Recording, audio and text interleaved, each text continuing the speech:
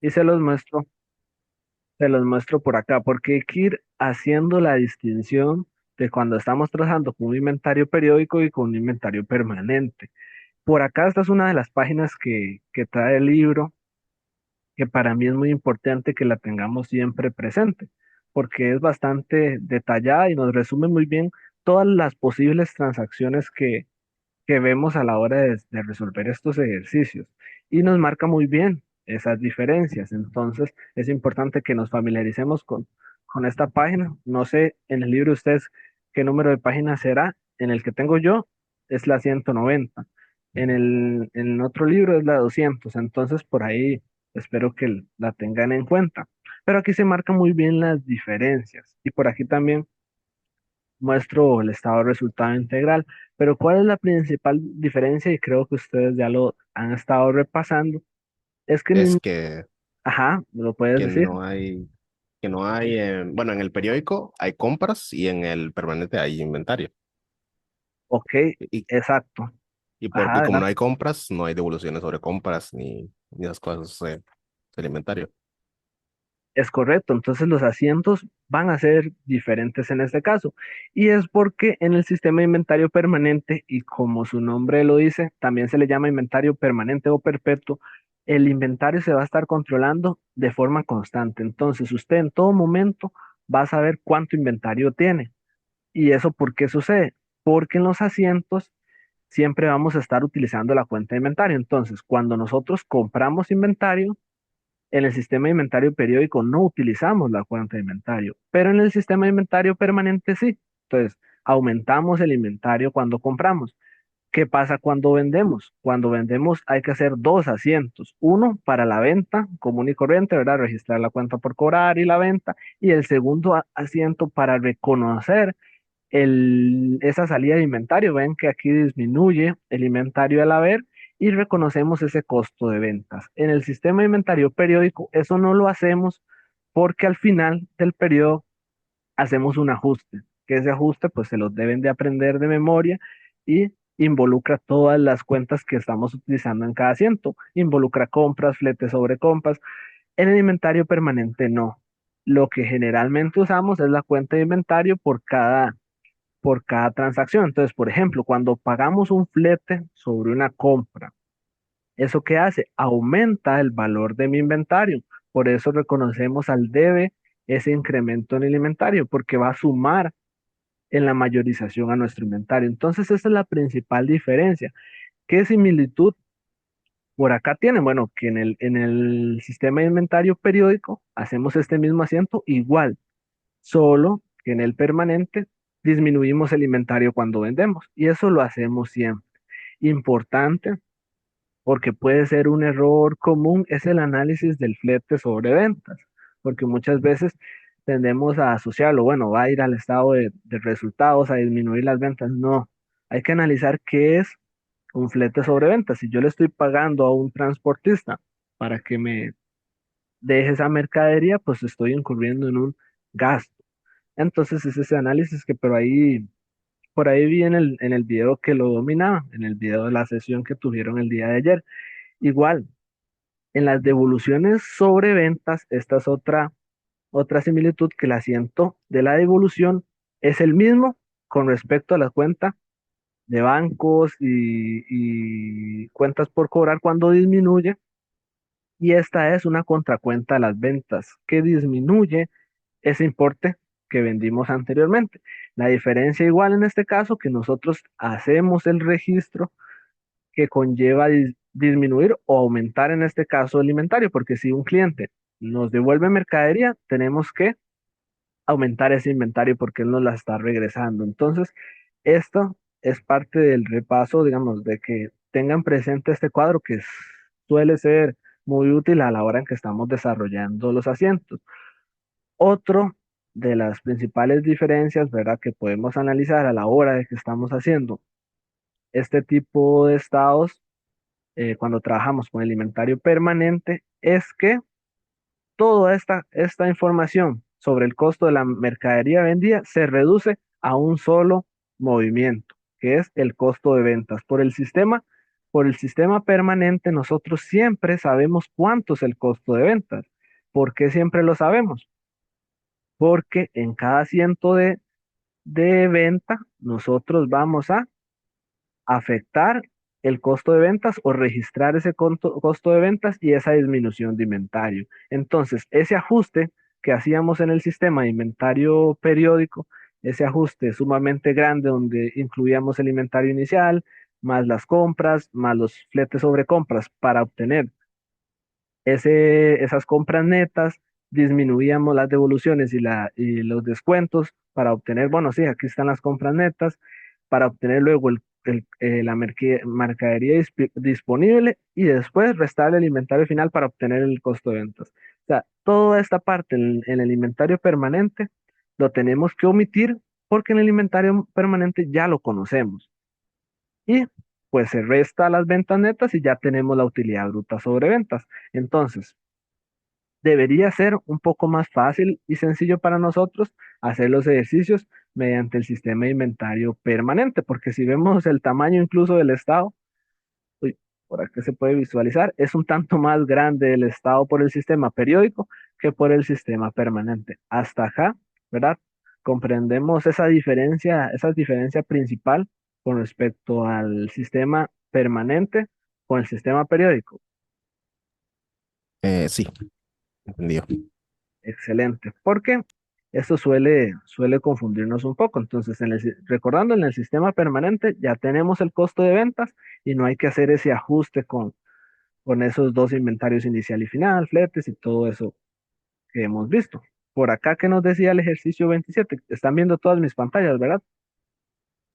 Sí. Sí. Bien. Aquí tenemos el ejercicio 27 donde nos daban los saldos del mayor de la empresa y nos piden una serie de cosas que básicamente son los estados financieros. Entonces nos dan los saldos del mayor. ¿Y qué recomiendo yo en mi metodología? De hecho, estaba tratando de visualizar una serie de pasos para desarrollar este ejercicio. Y lo primero que yo recomiendo como paso número uno es i- identificar.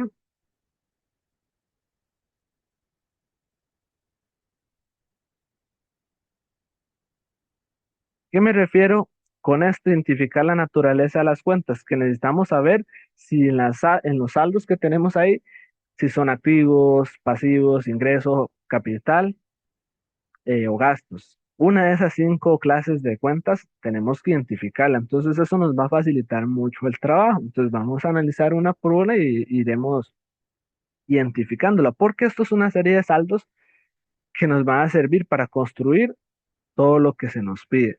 Entonces, el capital social creo que es una de las más sencillas para distinguir, es una cuenta del patrimonio. El efectivo, el efectivo es una cuenta de activo corriente. ¿Por qué activo corriente? Porque el efectivo estamos en constante uso y pues lo utilizamos en un periodo siempre menor a un año. Entonces hacemos esa distinción, que el efectivo siempre va a ser un activo corriente. Los dividendos. ¿Alguien me podría mencionar qué pasa en el caso de los dividendos? ¿Qué tipo de naturaleza es esta cuenta? Eh, si no estoy mal, va en la parte de patrimonio, pero a restarlo, ¿verdad? Porque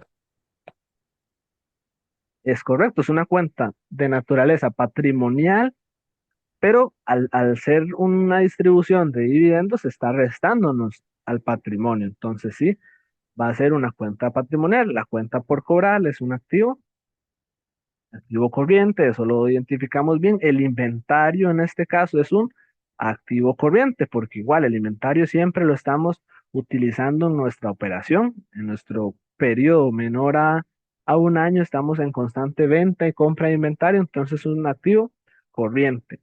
¿Qué son las devoluciones sobre ventas? ¿De qué naturaleza o con qué lo podemos asociar esas devoluciones sobre ventas? la verdad no sé porque simplemente cuando estaba haciendo los ejercicios simplemente sabía en qué secciones se ponía e iba, ¿verdad? Pero no sé qué naturaleza es. Es una devolución sobre ventas, es un... Ok, van sí, en ingresos. ok, entonces estamos aproximándonos a eso. Exacto, digamos, si los dividendos son como una partida que disminuye el patrimonio, la devolución sobre ventas es una contrapartida de los ingresos,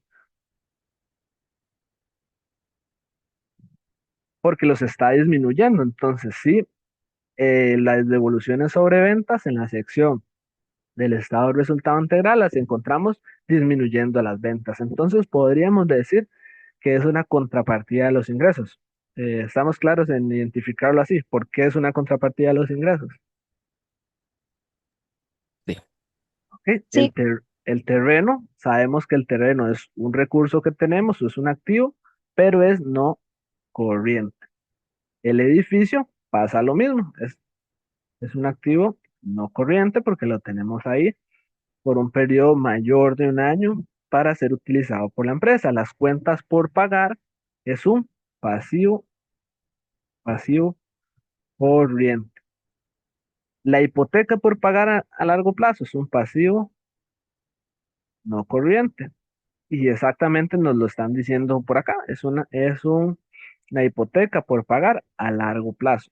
En dado caso, si en algún momento nos encontramos una que dijera hipotecas por pagar a corto plazo, aunque no creo que existan, pero pues aquí estamos siendo claros de que si nos encontramos hipotecas son a largo plazo.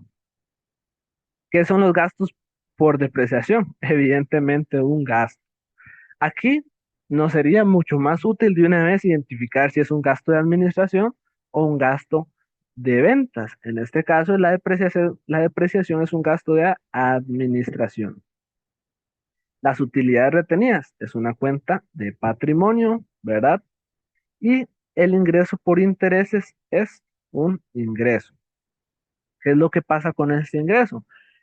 ¿En qué parte del estado del resultado integral podríamos ubicar estos ingresos por intereses? En la sección de otros ingresos, ¿no? Ok, en la sección de otros ingresos. ¿Y por qué? Porque la empresa no se dedica expresamente a eso. La empresa se dedica a comercializar y su principal fuente de ingresos son los ingresos por ventas, como lo tenemos por acá. Entonces lo podemos visualizar siempre de esa manera. Nos vamos a preguntar a qué se dedica la empresa y de dónde provienen esos ingresos. Si provienen de la principal fuente de ingresos de la operación de la empresa, que es una comercializadora, pues sería un ingreso que iría en la parte de ventas. Pero si la empresa no se dedica a eso, pues es un ingreso que va en la sección de otros ingresos. Las ventas es un ingreso, estamos a poner. El IVA por pagar es un pasivo corriente. Los ingresos diferidos, esa cuenta puede ser una cascarita ahí de banano cuando la encontremos en un examen. ¿Qué es un ingreso diferido? ¿Cómo podemos clasificarlo? Si no estoy mal, que creo que sí estoy mal, los ingresos diferidos eran eh, como plata que usted recibió por un servicio que usted no ha dado. Correcto. Y viéndole de esa forma, ¿qué sería? Sería un pasivo porque es una deuda, porque tiene que dar el servicio. Totalmente correcto. Es así la forma que tenemos que analizarlo. Recuerdo que en el examen había una cuenta que se llamaba anticipos de clientes. No sé si lo recuerdan.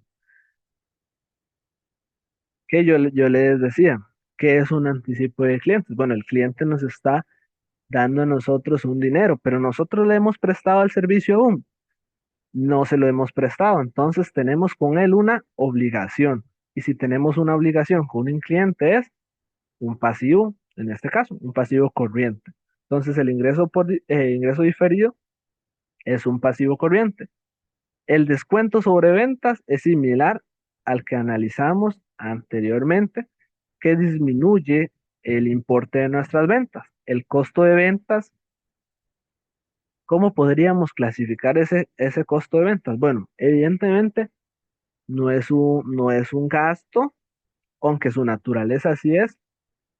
Su tratamiento es como si fuese un gasto. Entonces vamos a dejarlo aquí como un costo, pero no es necesariamente un gasto. Por eso siempre se encontrarán ustedes algunas imágenes que dicen que, bueno, hay que saber la diferencia entre un costo y un gasto. Bueno, en este caso, la naturaleza es deudora del costo de ventas. El costo de ventas aumenta el debe, al igual que aumentan los gastos. Pero es una parte muy importante que debemos identificar. El flete sobre ventas es un gasto, lo analizamos hace poquito. La depreciación acumulada del edificio, bueno, yo les decía en un video anterior o en un centro anterior, no es totalmente un activo. Su registro se parece al registro de un pasivo, pero en realidad es una contrapartida de los activos. ¿Y qué hace esa depreciación acumulada? Bueno, disminuye el valor del activo no corriente, en este caso, que es el edificio. Entonces, en la sección de activos no corrientes vamos a encontrar edificio y de una vez en la línea siguiente encontramos su depreciación acumulada restando el valor de ese edificio. El gasto por seguro es un gasto también. Y la comisión de agentes vendedores es un gasto, pero esto es un gasto de venta porque nos está mencionando que es de vendedores y este es un gasto de administración. Entonces, hasta el momento sí tenemos claridad en cómo identificar cada una de estas partidas. Sí, Sí, Ok, perfecto. Entonces, sabiendo cómo se clasifica cada una de ellas, podemos hacer lo que se nos solicita. Yo siempre también les recomendaba hacer de esta lista un balance de comprobación, que también es posible. ¿Cómo podemos, cómo podemos hacer de estos saldos un balance de comprobación? Bueno, ordenando estas cuentas según dónde aumentan y dónde disminuyen. Entonces, vamos a ver si lo podemos hacer por acá de forma breve para que se nos facilite el ejercicio. Entonces, el capital social. ¿Dónde aumenta el capital social? Es una cuenta, por aquí vamos a tener debe y por aquí vamos a tener el haber. El capital social aumenta en el haber.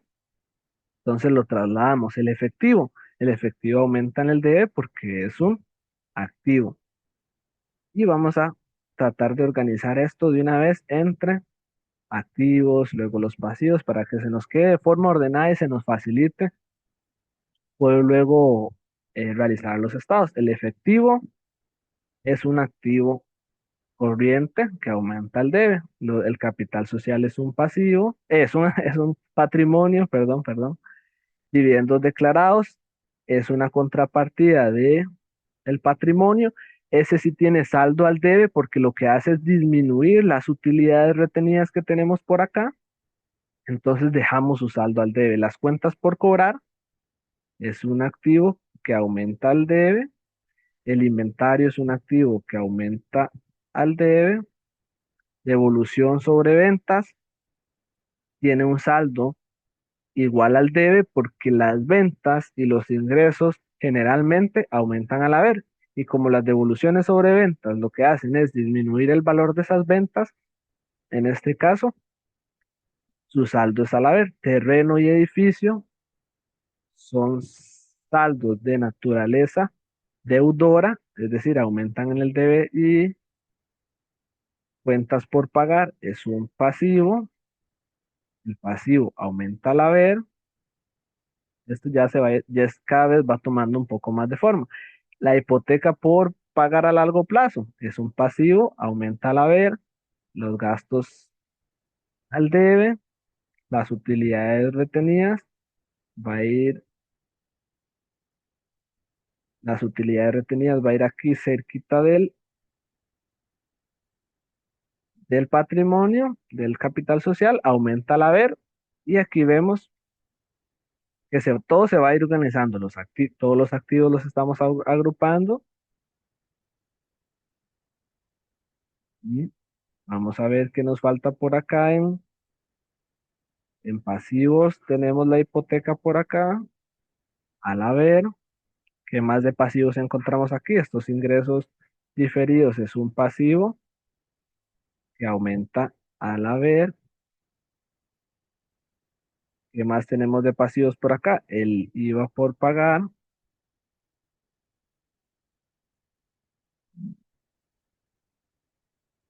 al haber también. Y en pasivos ya no nos quedan más pasivos. La depreciación acumulada, ¿dónde vamos a colocar esa depreciación acumulada? Vamos a colocarla abajo del edificio, pero la colocamos ¿a dónde? Al haber, porque lo que hace es disminuir el valor de ese edificio. ¿Qué más nos queda por aquí? Bueno, tenemos las ventas. ¿De dónde aumentan las ventas? Al haber, las devoluciones sobre ventas hacen que disminuya el valor de esas ventas. Por aquí nos quedan los descuentos sobre ventas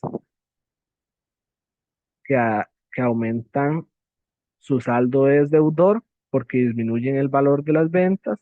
Los gastos los tenemos por acá, costo de ventas, lete sobre ventas, gastos por seguros.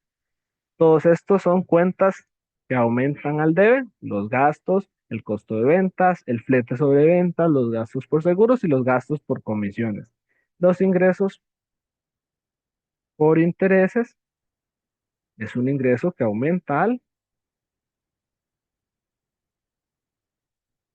al haber. Entonces vamos a repasar si hemos organizado bien todas esas cuentas. Ya vamos a ordenarlo un poco más bonito.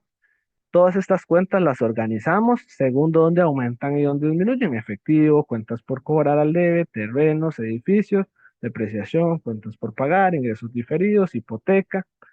Por aquí vienen las cuentas del patrimonio, los ingresos y los gastos. Entonces ya hemos convertido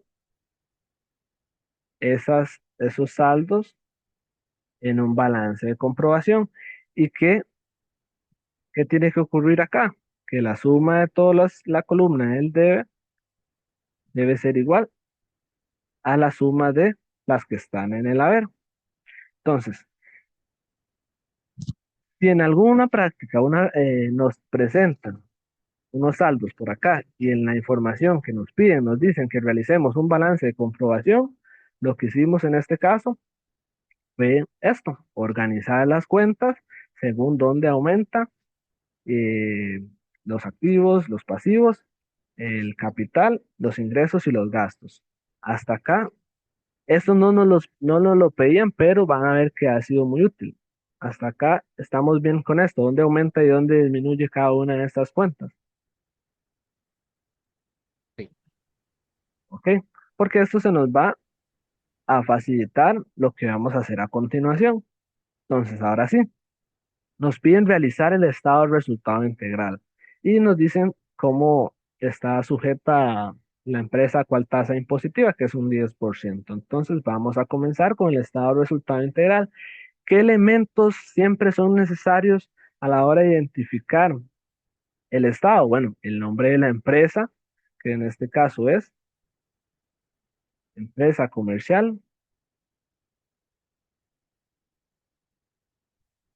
¿Qué más me falta por acá? Por el periodo terminado al. Si no me equivoco, por acá no nos decían la fecha en la cual estamos desarrollando sus estados financieros, entonces al 31 de diciembre lo vamos a dejar por ahí. Entonces ya pusimos dos de los elementos que necesitamos, el nombre de la empresa, el periodo, muy importante, el estado que estamos realizando, estado de resultado integral y en qué moneda se está expresando. En este caso no sabemos si son colónes, dólares, euros, entonces vamos a expresarlo en unidades monetarias. Según lo que nos diga el ejercicio es cómo lo vamos a plantear por acá. Ahora sí, estamos claros aquí en el encabezado por qué es que ponemos por el periodo terminado y no utilizamos al, solo al. Sí. Ok. El estado de resultados utilizamos por el periodo terminado. Ahora vamos con la sección de las ventas. ¿Con qué arrancamos? Bueno, vamos al balance de comprobación que utilizamos y nos traemos las ventas por acá. Entonces, las ventas son de 1.500.000. Las ventas son de 1.500.000. ¿Qué sigue por acá? ¿Qué disminuye en las cuentas que tenemos por acá? ¿Qué nos disminuyen las ventas? Aquí ya utilizamos esta, entonces vamos a darla por un color, con un color por acá. Las devoluciones y los descuentos sobre ventas nos disminuyen el valor de las ventas. Entonces vamos a trasladar sus saldos por acá, devoluciones y descuentos sobre ventas. ¿Qué obtenemos por aquí? Obtenemos las ventas netas, que es la resta de las devoluciones sobre ventas y los descuentos sobre ventas. Entonces, recapitulando, en la sección de ventas, lo que necesitamos es obtener las ventas netas. En este caso, van por acá.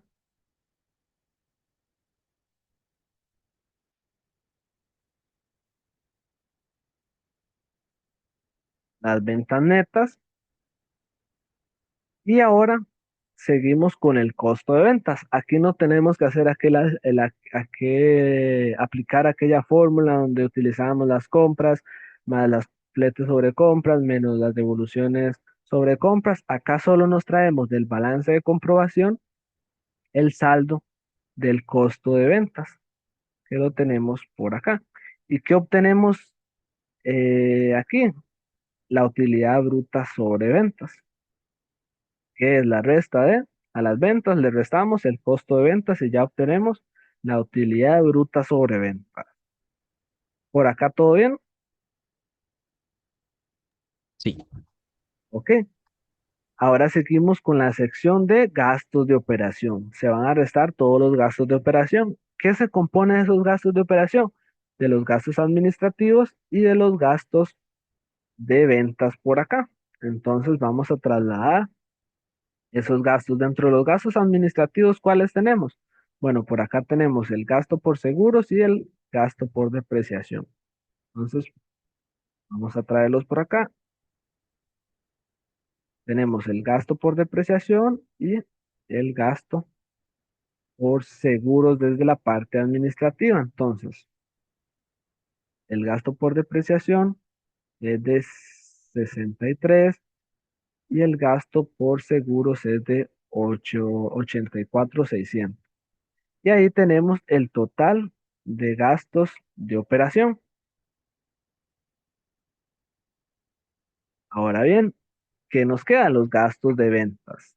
Los gastos de ventas, ¿cuáles son? Tenemos por aquí dos, los fletes sobre ventas y los gastos de comisiones para los agentes vendedores.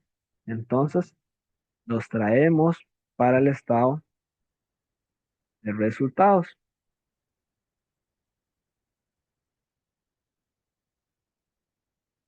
Entonces, el flete sobre ventas, 125.000 y gastos de agentes vendedores de 195.300 y así obtenemos el total de gastos de ventas.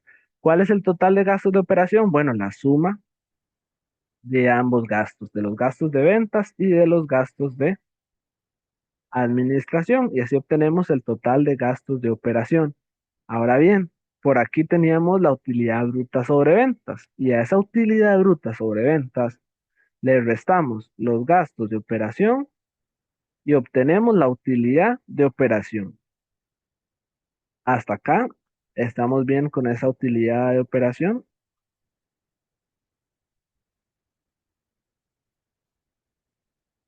de 134.800.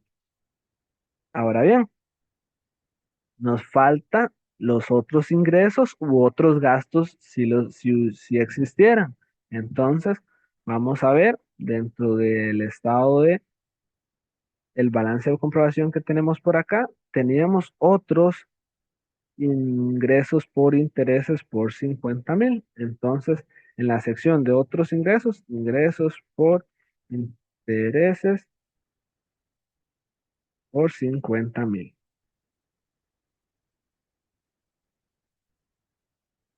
Y no hay más ingresos, otros ingresos. Entonces, esos son el total de otros ingresos.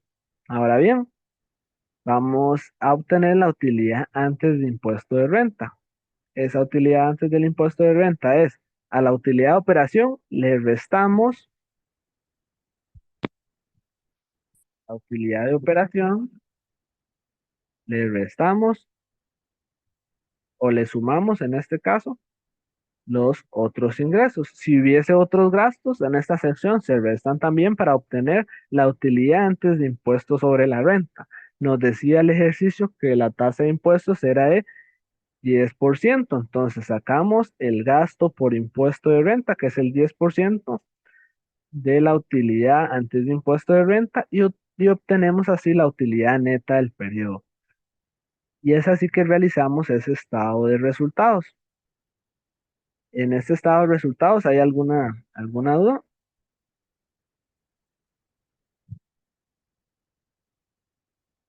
De mi parte no, Ok, es pues, más simple que el del periódico. es más simple y es más corto porque no tenemos toda esta sección del costo de mercadería vendida. Ya en el balance de comprobación, en el libro mayor, ya tenemos el saldo del costo de venta. Siempre se mantiene actualizado. Entonces, omitimos hacer toda esa sección y a las ventas netas le restamos el costo de ventas y ya obtenemos la utilidad bruta. Es mucho más sencillo en este caso. Ahora bien, nos piden el estado de utilidades retenidas. ¿Cómo hacemos ese estado de utilidades retenidas? Y hay que hacer la diferencia. Es estado de utilidades retenidas. Anteriormente, en el primer tema, nos pedían el estado de cambios en el patrimonio o el estado de capital si era una empresa individual de responsabilidad limitada. Este estado de utilidades retenidas es solo con respecto, valga la redundancia, de las utilidades retenidas que tenemos por acá. Entonces es como conciliar nuestro saldo inicial de utilidades retenidas y así obtener el saldo final de utilidades retenidas. Va a tener un encabezado de una forma similar, entonces aquí podemos utilizar el mismo, solo cambiamos por acá, estado de utilidades retenidas. Utilizamos el Una mismo. cosita, Ajá. que el estado de utilidad retenidas es el de pérdidas y ganancias o cambios en el capital o eso, ¿no? No, ok, este estado de utilidades retenidas es un extracto pequeño del estado de cambios en el patrimonio. Si recuerdas, el estado de cambios en el patrimonio tenía una sección del capital social y una sección de Sí, utilidades utilidades retenidas. retenidas, sí. Ajá, en este estado de utilidades retenidas es agarrar el estado de cambios en el patrimonio, pero solo con la columna de utilidades retenidas. Es que en los bien ayer yo lo tenía puesto así, utilidades retenidas, el profesor me dijo que no, que era el de capital. Bueno, también es porque yo hice todo, ¿verdad? No sé si era por eso en específico o por si era que no se debería haber llamado así. Ok, sí, es que lo que pasa con este estado es que es un estado que nos lo pone aquí a realizarlo de una forma didáctica, no es un estado que nos vamos a encontrar en el conjunto de estados financieros de una empresa, no se encuentra dentro del juego de estados financieros, estado de situación, resultados, flujo de efectivo.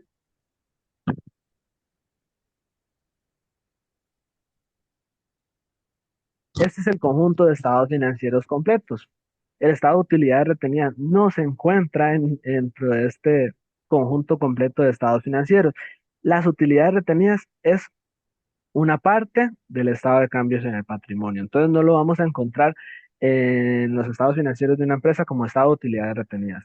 Esto es solo lo que nos solicitan para practicar, por decirlo de alguna forma. Por eso la corrección del profe, que sería en este caso estado de cambios en el patrimonio o estado de capital de forma conjunta o completa. No sé si me explico.